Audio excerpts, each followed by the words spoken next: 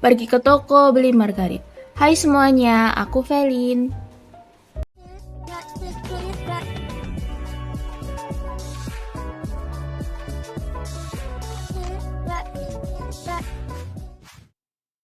Kenalin, aku Nadia Veliana Sari. You can call me Nadia or Velin, terserah.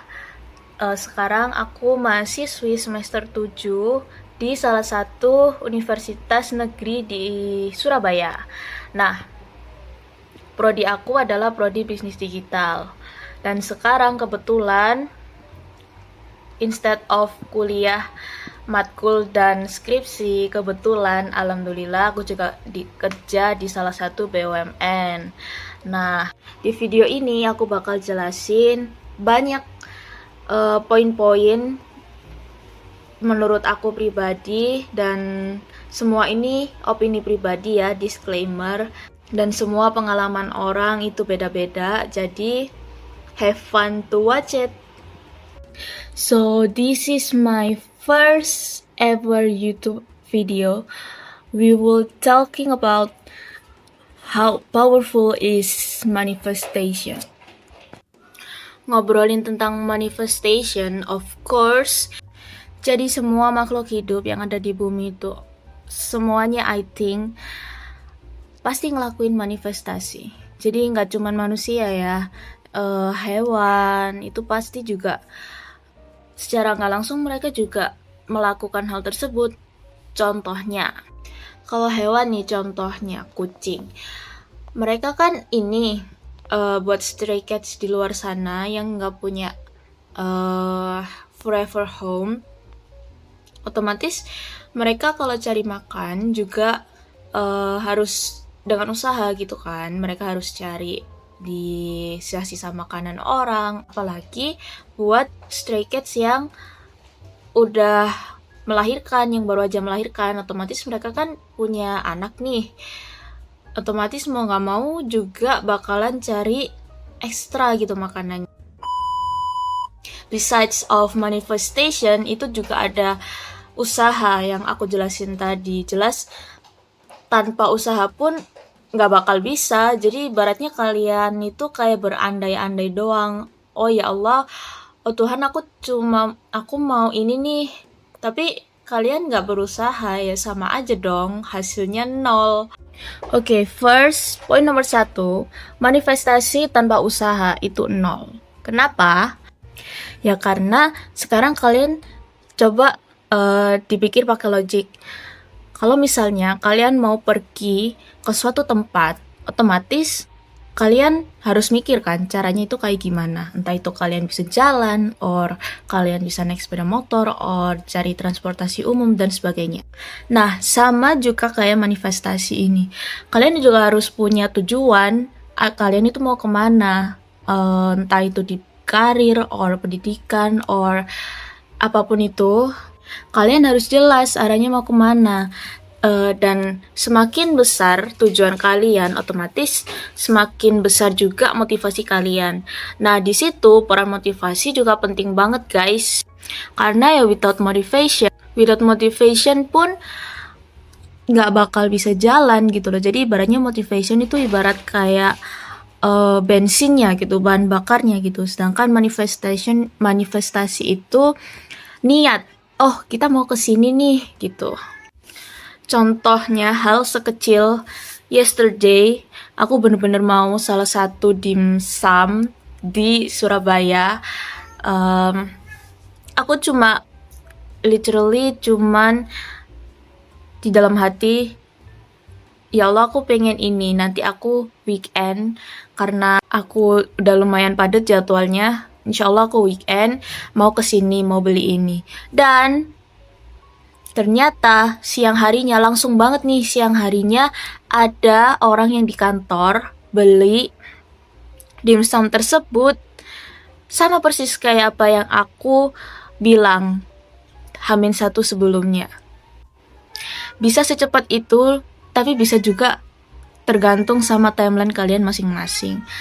Dan jangan lupa juga kalau semakin besar tujuan kalian, otomatis semakin besar juga tenaga or sesuatu yang bakal kalian korbanin nantinya, entah itu waktu, entah itu tenaga, entah itu mungkin uang, entah itu apapun itu, otomatis semakin besar tujuan sama semakin besar motivasi kalian, nanti semuanya juga bakal pay off di belakang.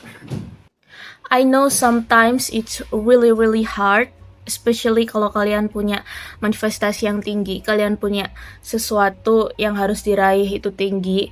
I know the process itu benar-benar secapek dan seberat itu. Dan di titik ini, you guys have to jangan sampai membandingkan diri kalian sama orang lain. Apalagi Instagram, selebgram di Instagram ya. Kalian jangan sampai pernah bandingin timeline kalian sama orang-orang di luar sana. Karena there is too much hal-hal yang nggak kita ketahui di balik layar itu kayak gimana kan. Kita nggak tahu privilege-nya mereka apa, kita nggak tahu time spending mereka itu kayak gimana, kita nggak tahu juga pengorbanan mereka di belakang layar itu kayak gimana. Nah, di situ kita jadi tahu harusnya instead of kita bandingin diri sendiri sama orang lain, mending kita bandingin diri sendiri sama diri kita yang sebelumnya. Like, diri kita yang sekarang ini bandingin sama diri kita yang 1 tahun sebelumnya. Kita harus benar-benar ngaca, kalau bahasanya Gen Z, merefleksikan diri. Kira-kira dalam setahun ini kita udah grow sebanyak apa, udah bertumbuh dewasa kayak gimana, mindset kita ada perbaikan di hal yang positif atau enggak. Nah, itu semua kita harus refleksinya sama diri sendiri. Karena kalau sama orang lain, it's totally not fair. Dan itu jatuhnya juga bakalan jadi toksik kan ke diri sendiri. Karena ya sekarang kita realistis aja dengan keadaan background kita kayak gimana. Terus habis gitu keadaan people yang kalian bandingin itu kayak gimana, di situ aja udah beda.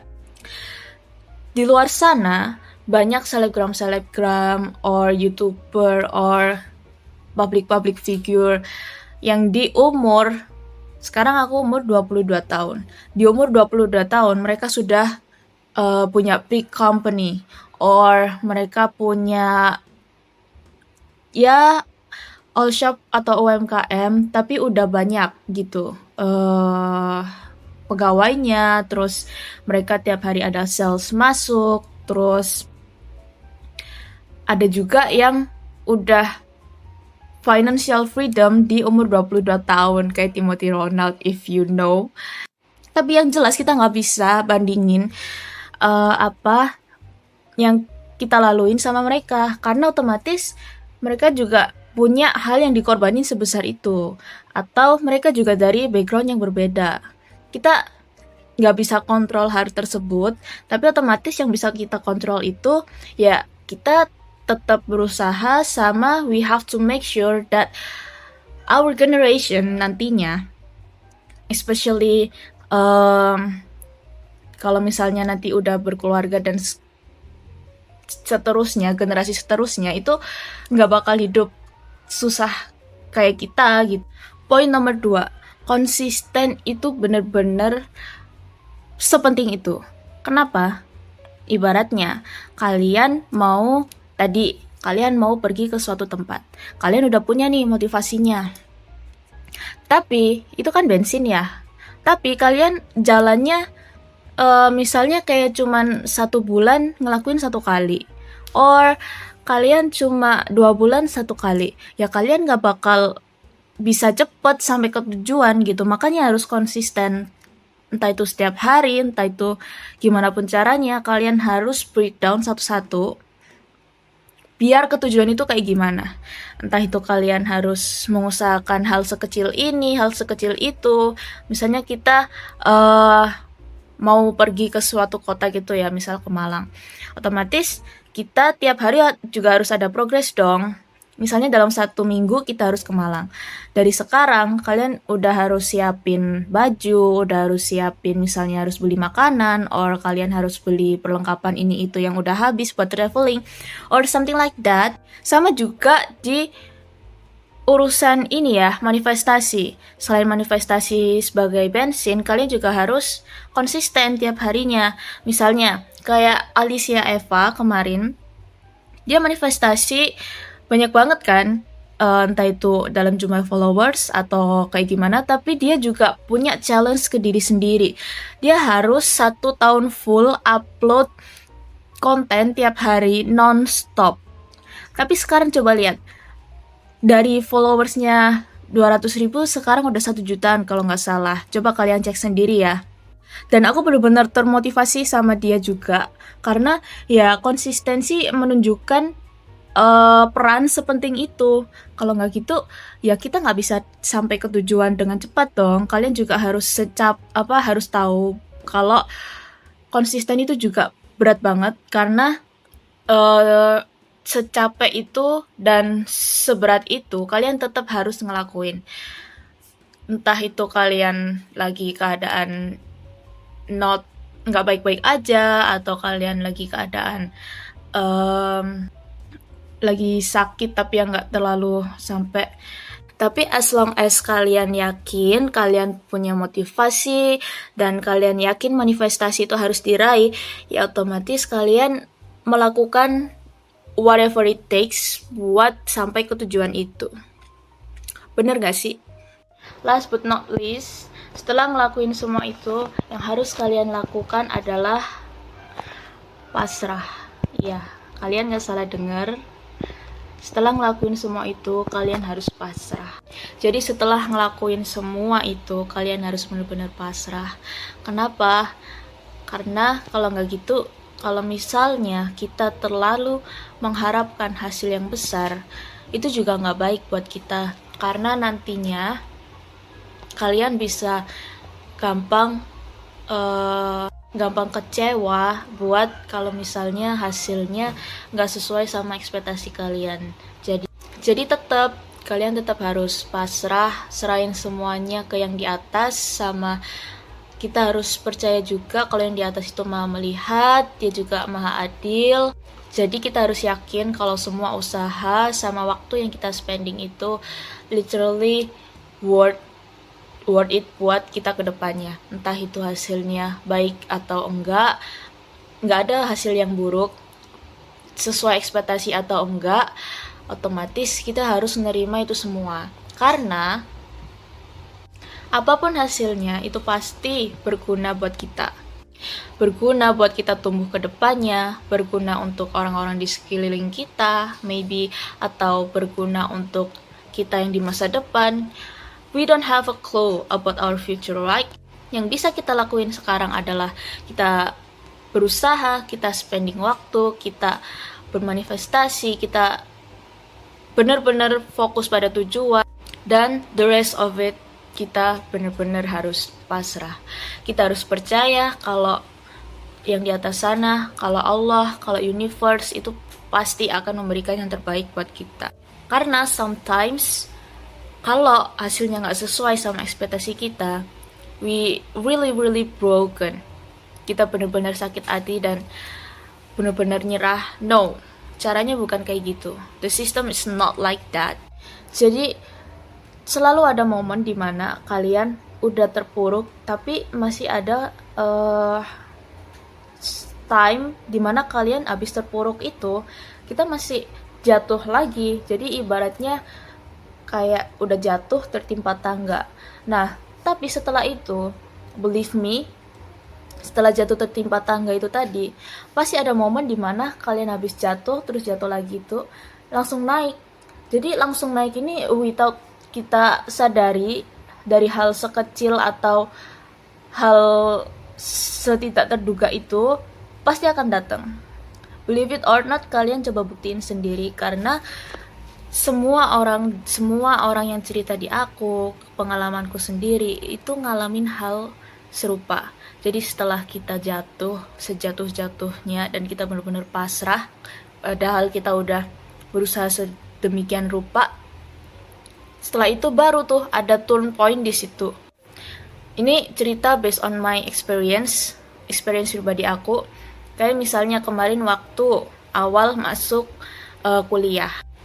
Jadi aku lulusan SMK jurusan akuntansi, di mana aku harus gap year 1 tahun untuk mengejar materi-materi UTBK. Di situ aku benar-benar les secara online karena keterbatasan finansial juga. Les secara online, aku harus jualan juga, terus harus bener-bener bagi waktu untuk belajar dan ngejar semua materi sosum yang nggak semuanya aku dapetin di waktu SMK, karena waktu SMK fokusnya ya cuma akuntansi kan. Terus setelah itu setelah gap year 1 tahun, di hari H UTBK, soalnya bener-bener banyak yang aku nggak paham. Di situ ya udah, aku cuma bisa, ya Allah, aku udah berusaha semaksimal mungkin. Aku udah spending waktuku 1 tahun ini buat di hari ini. Dan untuk hasilnya nanti, waktu pengumuman, aku serahin semuanya kepadamu. Aku cuma doa kayak gitu, doaku simple banget. Aku bener-bener yakin, aku bener-bener mau, bener-bener yakin kalau jurusan yang aku pilih itu bener-bener sesuai sama minat aku. Jadi apapun yang aku lakuin, apapun yang aku dapatkan nanti, itu nggak jauh dari prodi tersebut gitu. Tujuan hidup ya maksudnya. Dan kalian tahu, karena ini adalah prodi baru, aku sempat lihat setelah beberapa hari atau beberapa minggu setelah tes itu, ada pengumuman di Instagram official kampus aku. Kalau prodi baru yang aku daftar itu, dia masuk 5 besar pendaftar terbanyak. Jadi pendaftar terbanyak peringkat 4 atau peringkat 5 itu prodi yang aku daftar. I was like, oh my god. Aku benar-benar nangis pada saat itu. Kenapa? Karena aku langsung ngeraguin diri sendiri gitu loh. Ini aku beneran bisa gak ya masuk? Karena aku sehahong itu guys. Jadi setelah aku ngerjain kan, aku bener-bener pasrah. Terus habis itu aku beberapa minggu kemudian lihat pengumuman kayak gitu. Dan long story time, waktu pengumuman UTBK, aku diterima. Ya Allah, alhamdulillah. Itu aku masih ingat rasanya kayak gimana. Aku bener-bener langsung nangis. Aku bener-bener langsung sujud syukur. Dan aku langsung ngabarin kesana kemari, ngabarin orang tua, ngabarin teman, ngabarin. I was like, oh my god, this is finally worth it. Semua apa yang aku lakuin itu semua langsung terbayarkan pada hari itu. Benar-benar sesenang itu dan bersyukur banget.